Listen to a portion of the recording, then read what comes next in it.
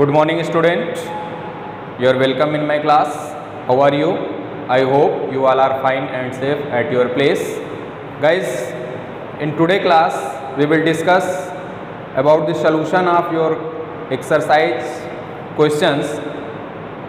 In this video we will discuss only your numerical questions, not the descriptive answer type of questions. You will solve descriptive answer questions your by self. If any problem then ask me. So in this video we will discuss from question number 6 to question number 11. So let's we start your first question, that is question number 6, that is a wire of diameter 0.5 mm means आपका कोई एक wire है और suppose that ये wire है, इस wire का जो डायमीटर है मीन्स ये डायमीटर जो आपका है वो गिवन है 0.5 mm का, ठीक है। तो अगर डायमीटर 0.5 mm है तो इसका रेडियस क्या होगा, इसका radius r is equal to क्या हो जाएगा, डायमीटर का half means d/2, this is equal to 0.5 का हाफ करेंगे तो ये हो जाएगा 0.25 और मिलीमीटर को चेंज करेंगे मीटर में 10⁻³ मीटर। क्लियर। देन गिवन है रजिस्टिविटी, दैट इज रो की वैल्यू मीन्स जो आपका वायर उसकी रजिस्टिविटी 1.6 इंटू 10⁻⁸ ओम मीटर।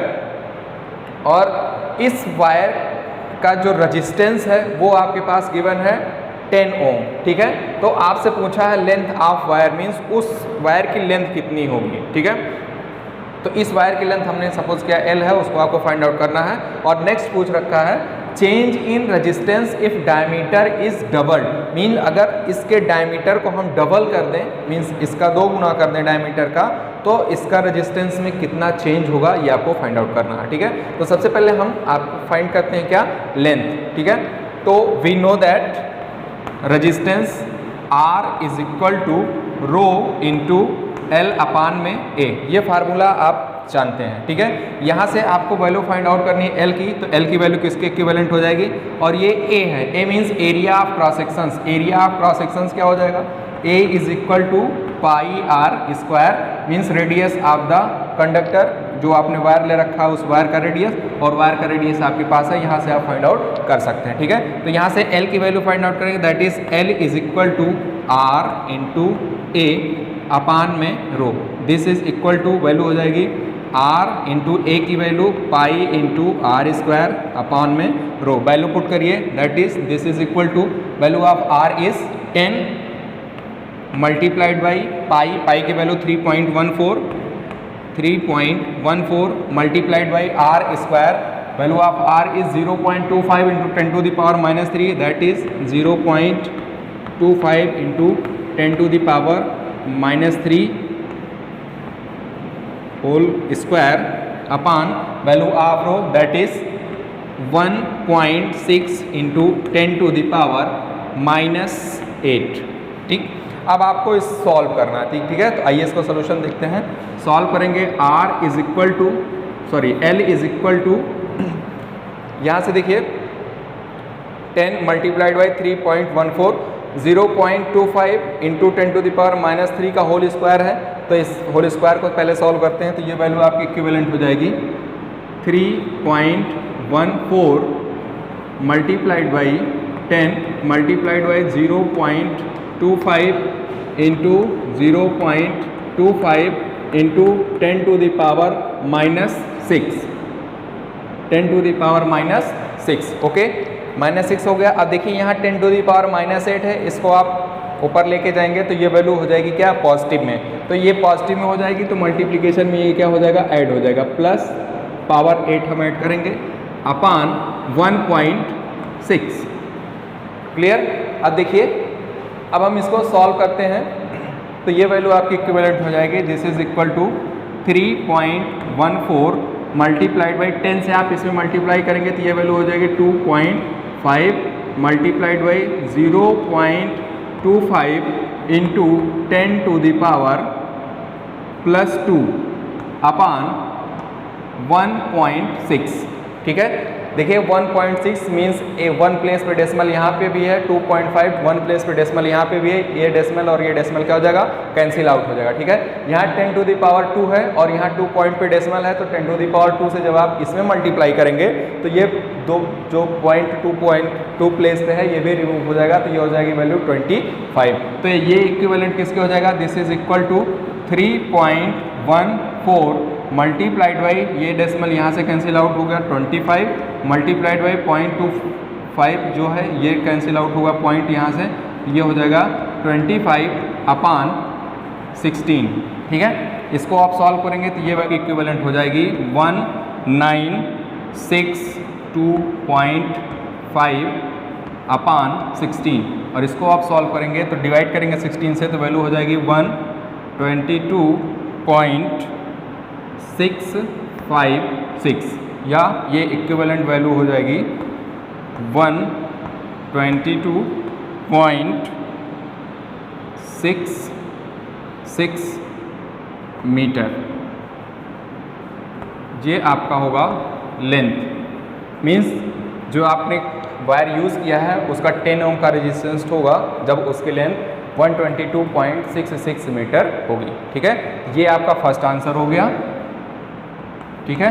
देन आपको सेकेंड फाइंड आउट करना है, अगर हम डायमीटर को डबल कर दें, मीन्स डी की वैल्यू जो उसको क्या कर दें 2 टाइम्स कर दें तो आपकी वैल्यू क्या होगी, ठीक है। तो अगर हम ये सपोज करें जब उसकी लेंथ L थी, ठीक है, और उसका डायमीटर D1 था, ठीक, उस टाइम पे उसकी रजिस्टिविटी रो थी तो उसका रेजिस्टेंस क्या था R1, ठीक है।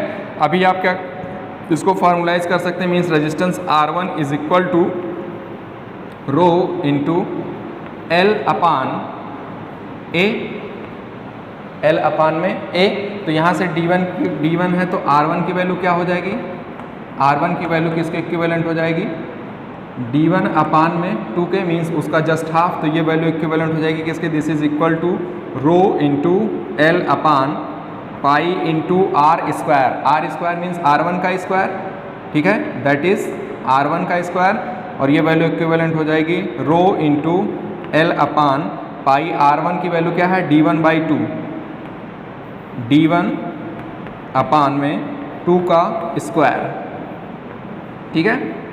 अब देखिए D1 अपान में 2 का square means D1 square upon में 4, और ये 4 ऊपर जाएगा तो ये वैल्यू किसके इक्विवेलेंट हो जाएगी, 4 इंटू रो L अपान पाई D1 स्क्वायर। इसको आप डालिए इक्वेशन नंबर 1, ये वैल्यू किसकी है, R1 की है, ठीक है।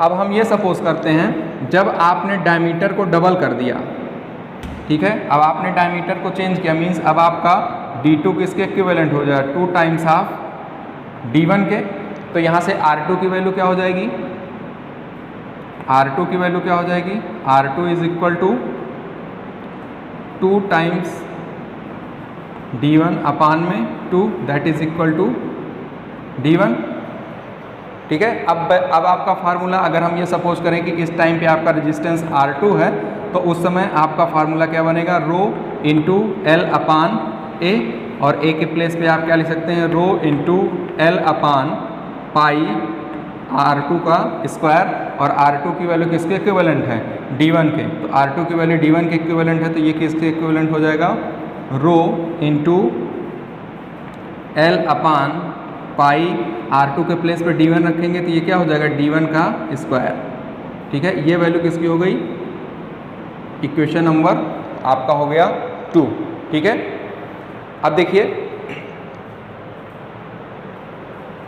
इक्वेशन नंबर 1 और 2 में रो L पाई D1 स्क्वायर, और यहाँ R2 की वैल्यू किसके इक्विवेलेंट है, रो L pi into D1 square.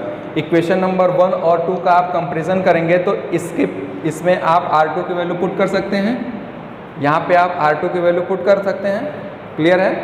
अगर आप यहाँ R2 की वैल्यू पुट करते हैं तो ये वैल्यू किसके इक्विवेलेंट हो जाएगा, अगर हम यहाँ से देखें तो फ्रॉम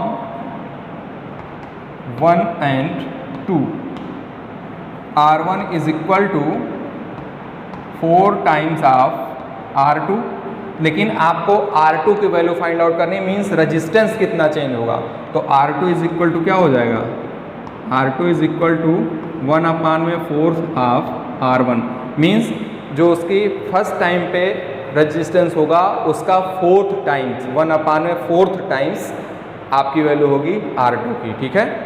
तो ये आपका आंसर होगा। जब आप डायमीटर को डबल करेंगे तो उस टाइम पे उसका जो रेजिस्टेंस होगा वो इनिशियल रेजिस्टेंस का 1/4 टाइम्स होगा, ठीक। ये आपका आंसर है। समझ में आ गया। अब आइए देखते हैं question number 7। Guys question number 7 में आपका करंट का वैल्यू दिया गया है और उसके रिस्पेक्ट में आपकी वोल्टेज की वैल्यू दी गई है। जो एक रजिस्टर से उस करंट को पास कराया जा रहा है तो उसके रिस्पेक्ट में कितना वोल्टेज आ रहा है वो वोल्टेज दिया गया है। तो इसके बीच में आपको वोल्टेज और करंट ग्राफ फाइंड आउट करना है, मीन्स प्लॉट करना है, और रजिस्टेंस कितना होगा उस रजिस्टर्स का ये आपको कैलकुलेट करना है, ठीक है। तो ये देखिए, ये आपकी करंट की वैल्यूज़ हैं, इसके रिस्पेक्ट में आपका वोल्टेज कितना आ रहा है ये आपकी रीडिंग दी गई है। तो इसके बिहाफ पे हम ग्राफ प्लॉट करते हैं। तो हमने एक ग्राफ ट्रेस किया, ठीक है। इस ग्राफ में हमने क्या लिया कि जो आपका वाई एक्सिस है उस पर हमने वोल्टेज को रिप्रेजेंट किया है और जो आपका एक्स एक्सिस है उस पर हमने करंट को रिप्रेजेंट किया है, ठीक है। अब ये रीडिंग देखिए, रीडिंग इस ग्राफ को मैं ड्रा करने से पहले आपको बता दूं कि आप अपने ग्राफ पेपर पे अच्छे से ये स्केलिंग करके सेम रीडिंग का आप वोल्टेज और करंट ग्राफ ड्रा करेंगे। ओके गाइस, तो स्केलिंग लेने कैसे लेंगे, एक्स एक्सिस पे जो आप स्केल लेंगे वो जो 1 सेंटीमीटर वो इक्विवेलेंट कर लीजिएगा 0.5 के एम्पियर के, या आप 1 एम्पियर के इक्विवेलेंट कर लेंगे, ठीक है। तो 1 block weak block is equal to 1 ampere, second one is 2 हो जाएगा, इस रिस्पेक्ट में बढ़ता जाएगा। और जब आप वाई एक्सिस से वोल्टेज को रिप्रेजेंट करेंगे तो 1 weak block is equal to 2 volt ले लीजिएगा, ठीक है। तो उसके रिस्पेक्ट में आपको कितनी वैल्यू है वो आप फाइंड आउट कर सकते हैं आराम से। तो आइए देखते हैं। तो आपका हमने इसमें प्लॉट किया एक्स एक्सिस पे करंट को और वाई एक्सिस पे प्लॉट किया वोल्टेज को। तो इस 0.5 के रिस्पेक्ट में आपका जो वोल्टेज है वो है 1.6। तो 1.6 यहाँ पे कहाँ होगा, ये देखिए, एक 0 से इतनी वैल्यू मीन्स 1 ब्लॉक आपका जो लिया है वो कितने के इक्विवेलेंट है, 2 वोल्ट के। तो इसका हाफ करेंगे तो कितना आएगा, 1 आएगा, ठीक है। आपको चाहिए 1.6 मीन्स 1 से हाफ, और तो इसके बीच में ये डिस्टेंस होगी और इसका हाफ ये होगा उससे थोड़ा सा ऊपर। तो आपको वैल्यू कहीं जाके ये मिल जाएगी, लगभग ये वैल्यू आपकी जो होगी, ये पॉइंट जो आपका होगा, ये पॉइंट आपका होगा 1.6 को रिप्रेजेंट करेगा, ठीक है। नेक्स्ट आपका है 1.0 पे, मीन्स जब आपकी करंट 1 एम्पियर है तो उस पॉइंट पे आपको वोल्टेज जो मिल रहा है वो 3.4 मिल रहा है। अब देखिए ये 1 है और 3.4 2 और 4 के बीच का जो पॉइंट होगा वो क्या होगा, 3 होगा।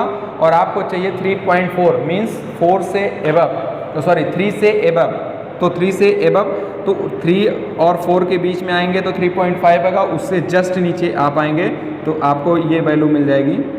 आपका ग्राफ जो होगा वो ये पॉइंट मिलेगा।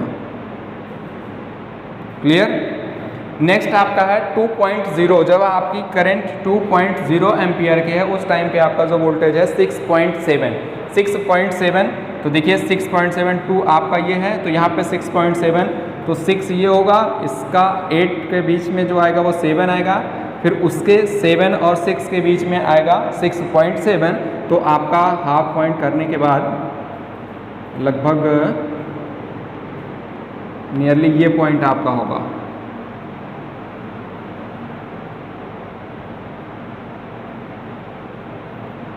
ठीक है गाइस, ये आपका होगा 6.7 का। अगर मैं इसको लिख दूं तो ये हो जाएगा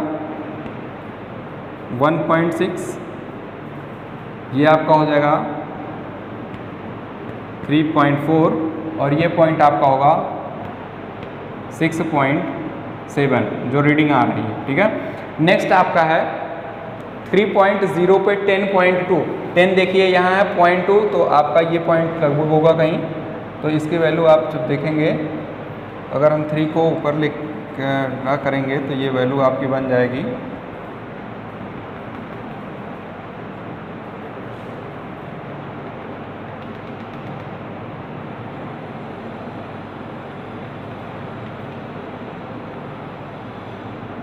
ये पॉइंट आपका होगा 10.2, दिस इज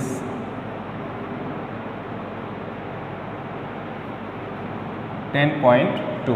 ओके, लास्ट है 4 एम्पियर पे आपकी करंट है 13.2, तो ये देखिए 12 है, इसका हाफ करेंगे तो ये 13 होगा, और 13.2 तो इससे थोड़ा सा ऊपर, तो ये पॉइंट आपका हो जाएगा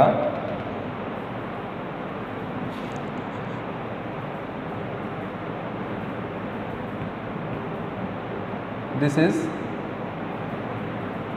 13.2। ओके, अब आप देखिए इसको, आप जब इन सबको मिलाएंगे तो आपको एक स्ट्रेट लाइन मिल रही होगी,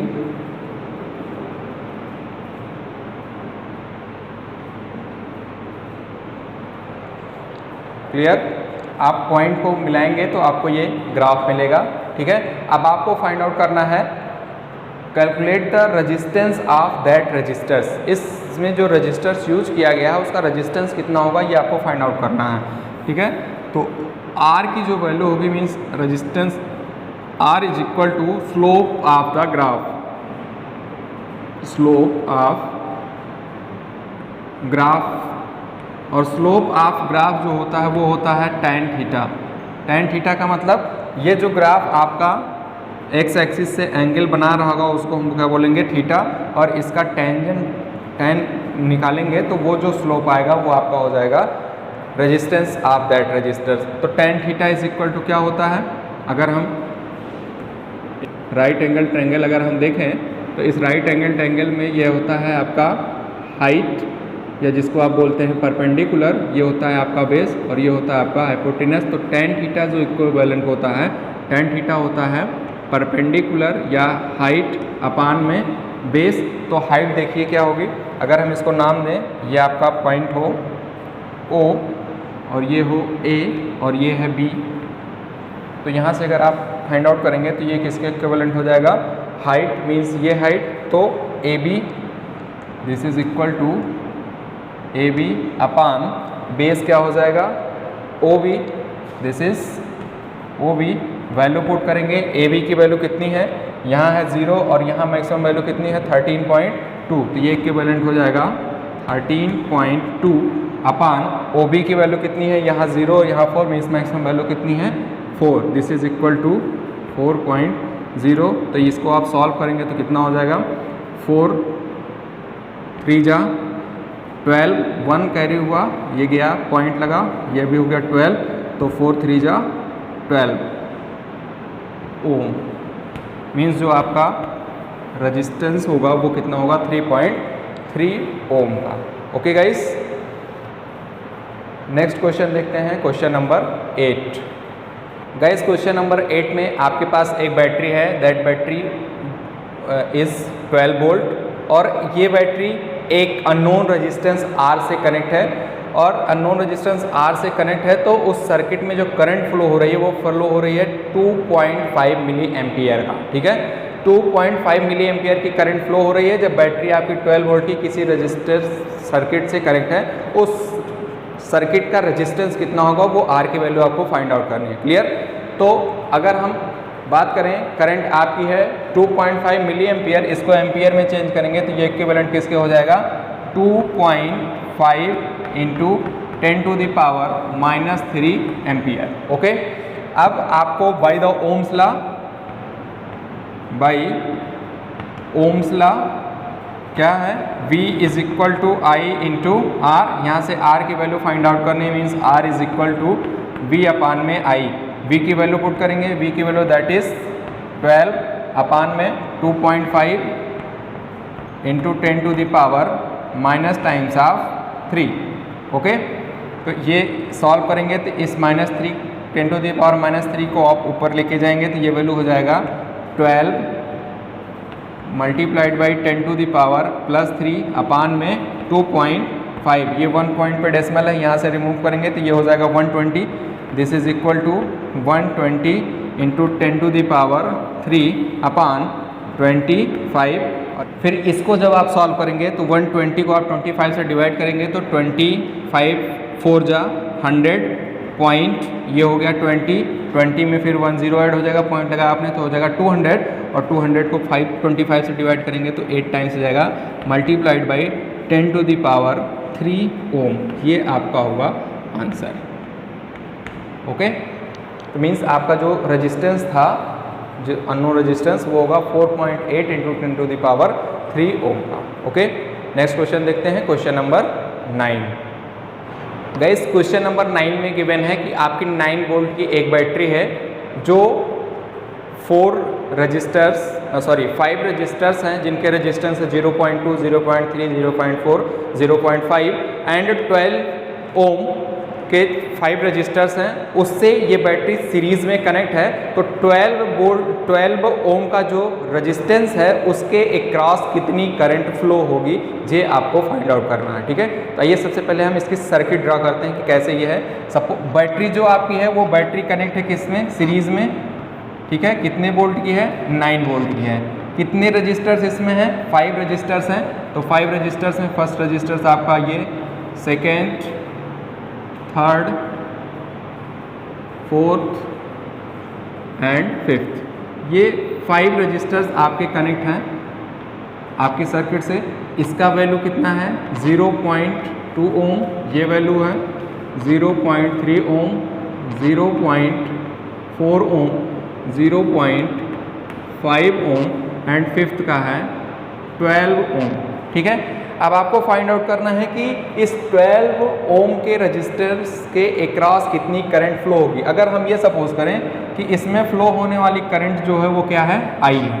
अगर इसमें फ्लो होने वाली करंट आई है तो सेम करंट आपके फर्स्ट रजिस्टर से पास होगी, सेम सेकंड से भी पास होगी, थर्ड से भी पास होगी, मींस सेम करंट आपकी पास होगी। और गाइस हमने आपको जब सीरीज और पैरेलल कॉम्बिनेशन बताया था तो उसमें ये बता रखा था कि जब आपके रजिस्टर्स जो होंगे वो सीरीज कॉम्बिनेशन में होंगे तो करंट उसमें सेम होती है और वोल्टेज जो होता है वो क्या होता है, डिस्ट्रीब्यूट होता है। तो जितना इस ओवरऑल सर्किट का टोटल करंट होगा, जितनी करंट ये 9 वोल्ट की बैटरी फ्लो होगी इसके थ्रू, वो सेम करंट आपकी 12 ओम के रेजिस्टेंस से पास होगी। तो इसको पूरी सर्किट का आपको करंट फाइंड आउट करने के लिए आपको ये चाहिए कि इस पूरे सर्किट का इक्विवेलेंट रेजिस्टेंस कितना होगा, वहाँ से आप इक्विवेलेंट करंट फाइंड आउट कर सकते हैं। ठीक है, तो ये देखिए आपके जो 5 रजिस्टर्स हैं, ये 5 रजिस्टर्स आपके सीरीज कॉम्बिनेशन में है, तो इक्विवेलेंट रेजिस्टेंस आप फाइंड आउट कर सकते हैं सबका इंडिविजुअल सम। ओके, तो आइए देखते हैं total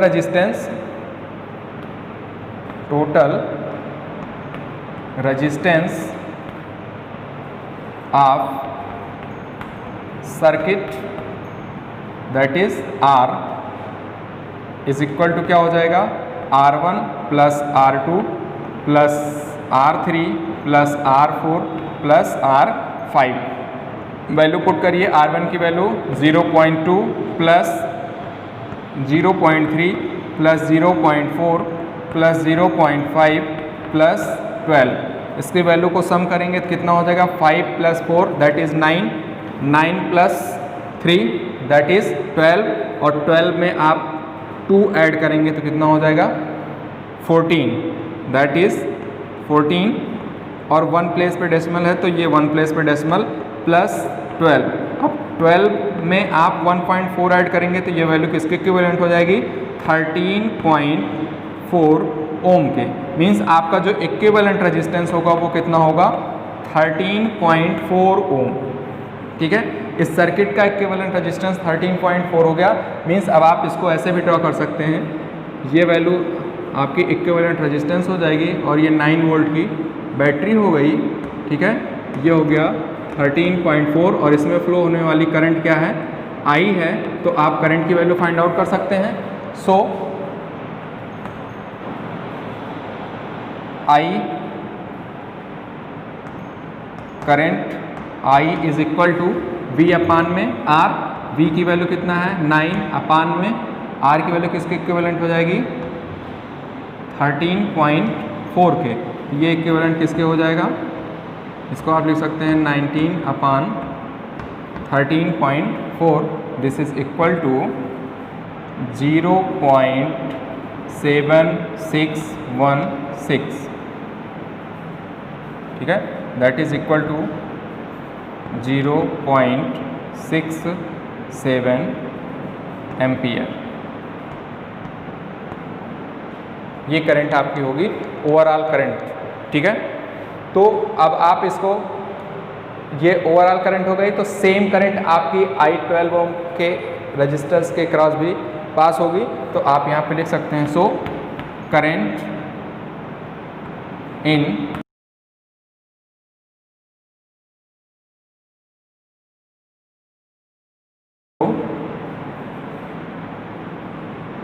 12 ohm resistor is 0.67 ampere. Okay, ये आपका आंसर होगा। ओके गाइस, नेक्स्ट क्वेश्चन देखते हैं, question number 10। Guys question number 10 है। क्वेश्चन नंबर 10 में आपका 176 ओम के कुछ रजिस्टर्स हैं, वो पैरेलल कॉम्बिनेशन में किसी सर्किट से कनेक्ट है, ठीक है।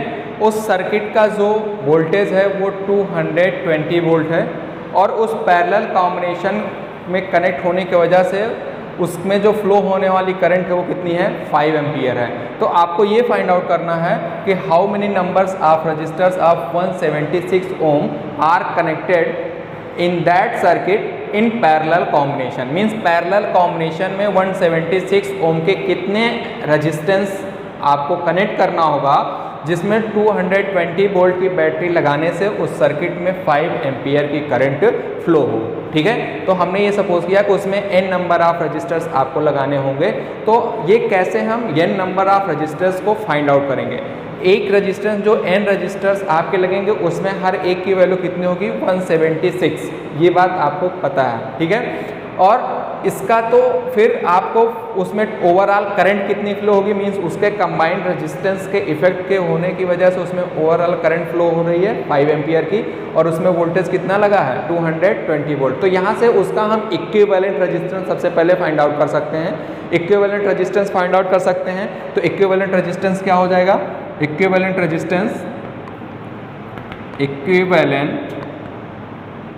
रेजिस्टेंस अगर हम ये सपोज करें पैरेलल कॉम्बिनेशन में Rp, तो then Rp is equal to V upon में I ओम्स लॉ से, ठीक है। तो ओम्स लॉ का यूज़ किया तो V की वैल्यू कितना है 220 अपान में I की वैल्यू कितनी है 5। इसको आप डिवाइड करेंगे तो ये वैल्यू हो जाएगा 44 ओम। मीन्स इक्विवेलेंट रेजिस्टेंस जो आपका आ रहा है वो कितना आ रहा है, 44 ओम का आ रहा है, ठीक है। अब इक्विवेलेंट रेजिस्टेंस 44 ओम का आ रहा है, एक रेजिस्टेंस जो आपका है उसका रेजिस्टेंस है 176 ओम।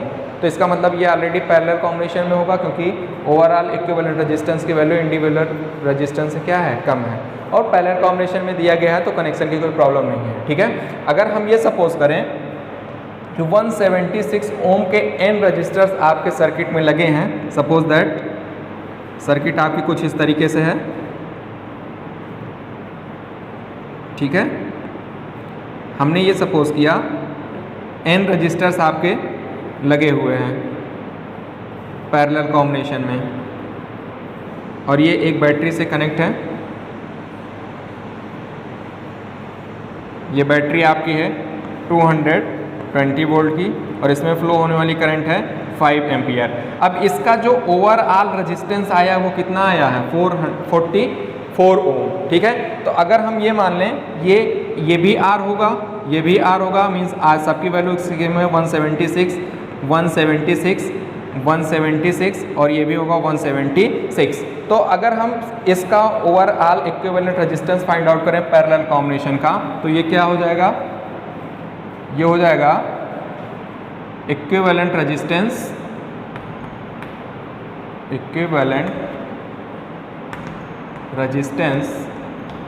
Of n resistors in parallel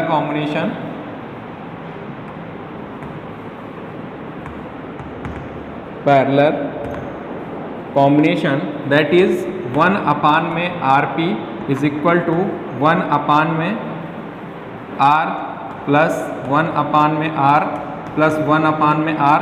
कितने रजिस्टर्स आपके हैं, ये सबकी वैल्यू सेम है, कितने रजिस्टर्स हैं, n रजिस्टर्स हैं, तो इसको कितनी बार ऐड करना होगा, n टाइम्स। n टाइम्स आपको ऐड करना है, तो सेम चीज़ को आपको n टाइम्स ऐड करना है, तो आप इसको ऐसे भी लिख सकते हैं, n से मल्टीप्लाई कर दीजिए पूरे में, तब भी आपका सम सेम होगा। ये इक्विवेलेंट किसके हो जाएगा, n अपान में r के। r की वैल्यू आपको कंफर्म है कितना, 176 ओम, और इक्विवेलेंट रेजिस्टेंस जो आया वो कितना आया, 44 ओम। तो वैल्यू आप पुट करेंगे तो वैल्यू किसके इक्विवेलेंट हो जाएगी, 1 अपान में 44 इज इक्वल टू n अपान में 176। यहाँ से n की वैल्यू फाइंड आउट करेंगे, n इज इक्वल टू 176 अपान में 44, तो ये वैल्यू किसके इक्विवेलेंट हो जाएगा, 4 के। जब आप इसको डिवाइड करेंगे तो वैल्यू आपकी आएगी 4 रजिस्टर्स,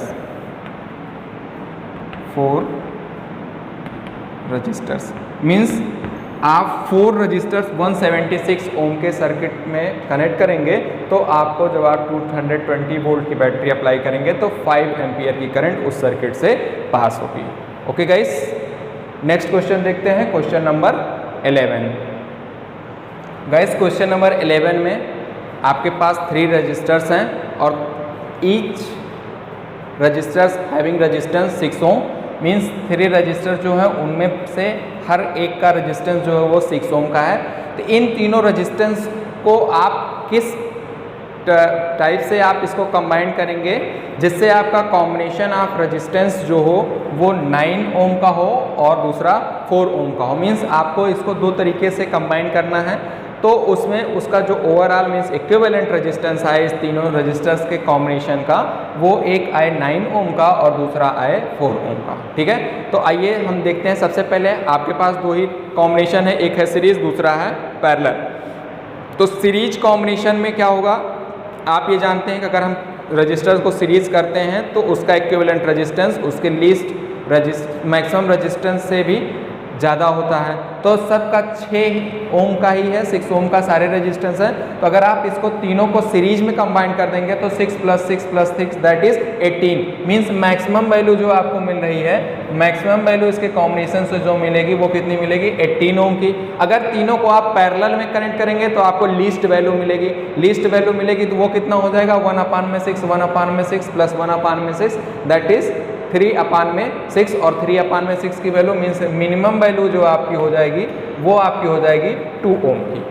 ठीक है, और आपके जो दोनों रेजिस्टेंस है वो दोनों रेजिस्टेंस इन दोनों के बीच में है। इसका मतलब ये हुआ कि पैरेलल कॉम्बिनेशन और सीरीज कॉम्बिनेशन दोनों यूज हुआ होगा। ठीक है, अब दोनों यूज हुआ होगा तो इन 3 में से क्या कर सकते हैं, तीनों रेजिस्टेंस में से हम ये कर सकते हैं 2 रेजिस्टेंस को सीरीज में कनेक्ट कर दें, 2 रेजिस्टेंस को किस में कनेक्ट कर दें, सीरीज में कनेक्ट कर दें, और उसी के साथ एक को पैरेलल में कर दें,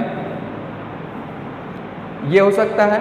और दूसरा क्या हो सकता है, दूसरा ये पॉसिबिलिटी है, दूसरी पॉसिबिलिटी ये है कि 2 रेजिस्टेंस को आप पैरेलल में कनेक्ट कर दीजिए और एक रेजिस्टेंस को आप सीरीज में कनेक्ट कर दीजिए।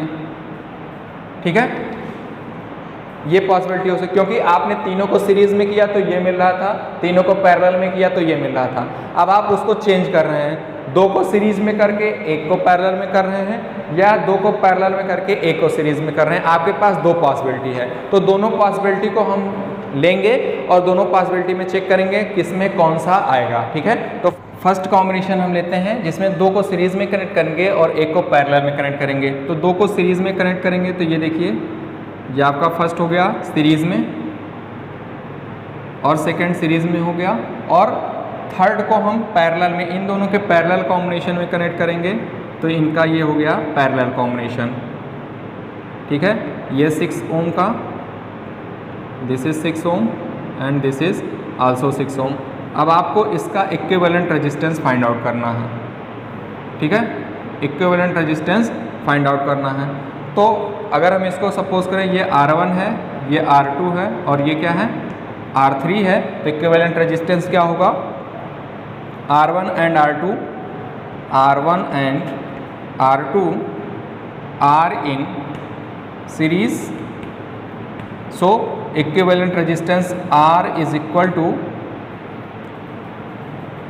R1 plus R2, this is equal to 6 + 6, this is equal to 12 ohm. Okay, then अब ये देखिए इसके इक्विवेलेंट रेजिस्टेंस R हो गया। अब ये R और R3 दोनों किस में होंगे, पैरेलल में होंगे, since R and R3 are in parallel,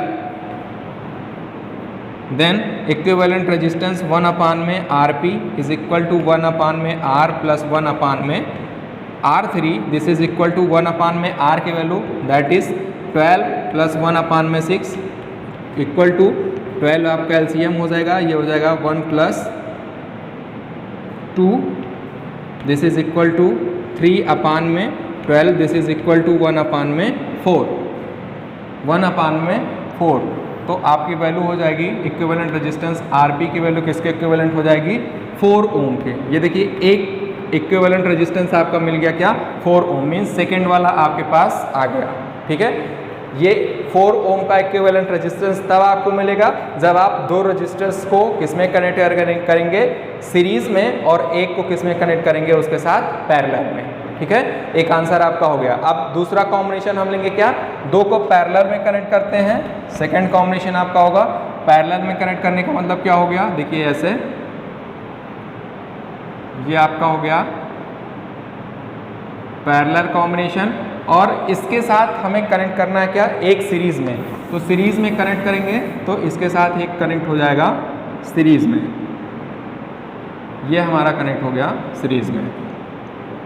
ठीक है, ये 6 ओम का है, ये भी 6 ओम का है, और ये भी 6 ओम का है।